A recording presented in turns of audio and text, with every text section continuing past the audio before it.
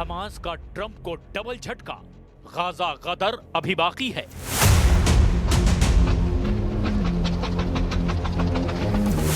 Gaza में 737 दिन बाद उम्मीद की जा रही है कि हमास इजरायली बंधकों को आजाद करेगा और इजराइल गाजा को फिलिस्तीनियों के हवाले करेगा।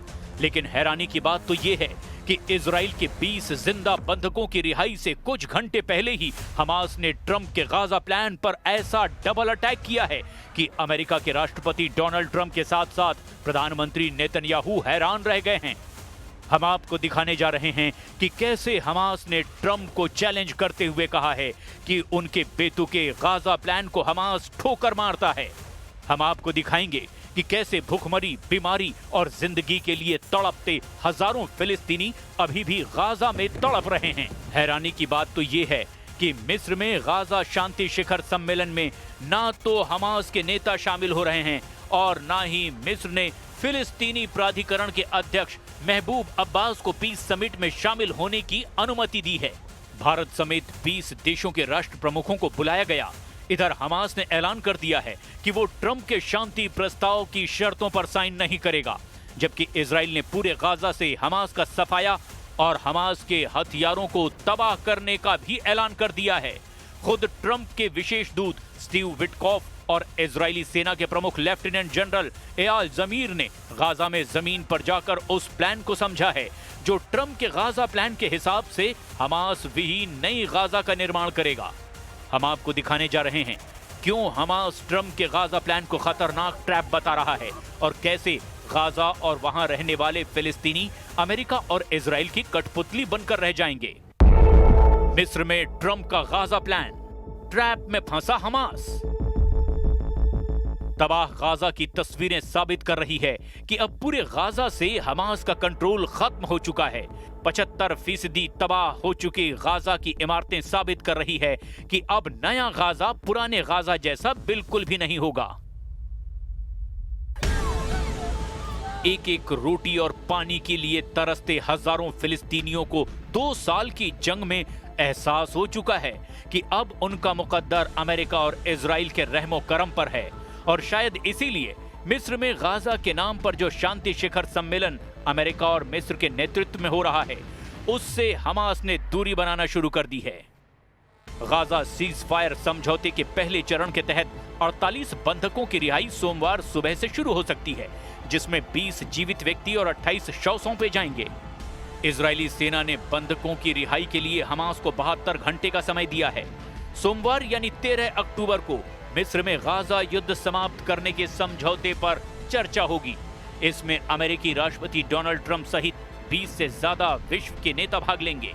रॉयटर्स के रिपोर्ट के मुताबिक ये बैठक लाल सागर के खूबसूरत रिसोर्ट शर्म अल शेख में होगी, जिसमें अमेरिकी राष्ट्रपति डोनाल्ड ट्रंप शामिल होंगे। भारत की ओर से विदेश राज्य मंत्री कीर्तिवर्धन सिंह इस समिट में शामिल होंगे।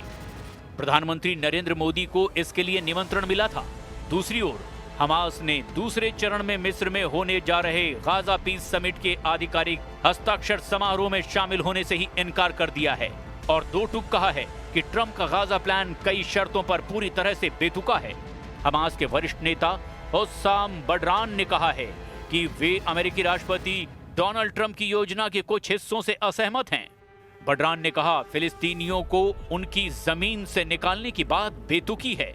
बडरान ने समझौते के दूसरे चरण की बातचीत को जटिल और कठिन बताया। हमास ने यह भी कहा कि हमास हथियार छोड़ दे, ये शर्त पूरी तरह से गलत और बेतुकी है। हथियार छोड़ना हमास के लिए बिल्कुल असंभव है, भले ही वे गाजा की सत्ता छोड़ दें।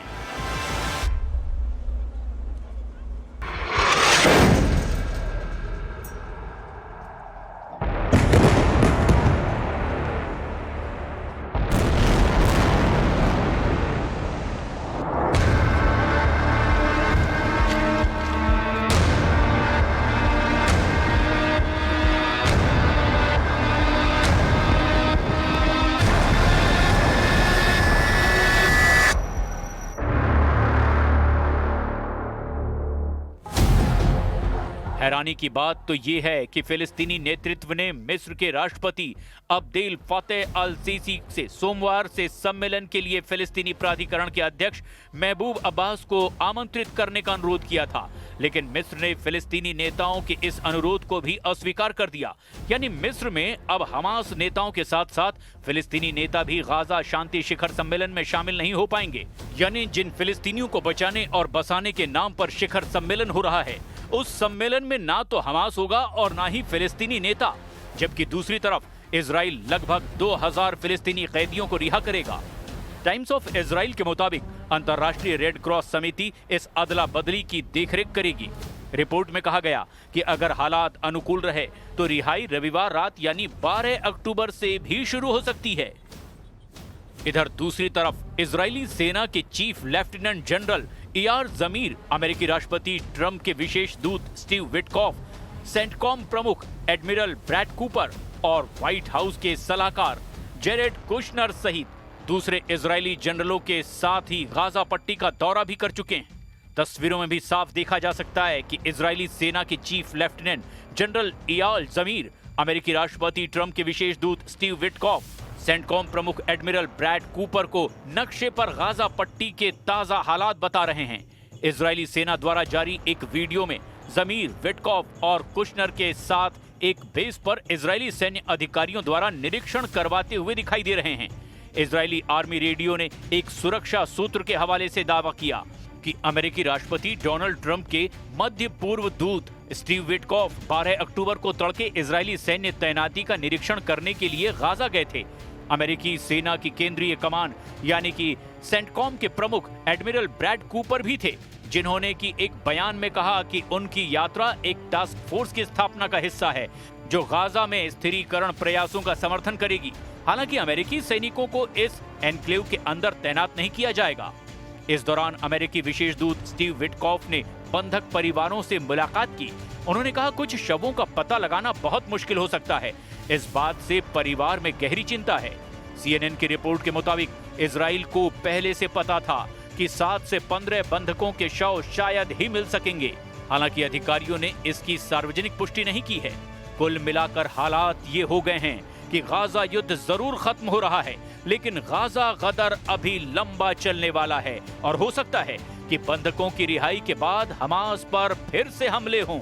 गाजा में फिर से इजरायली टैंक कोहराम मचाएं। गाजा का भविष्य मौजूदा हालातों को देखकर भयावह लगने लगा है।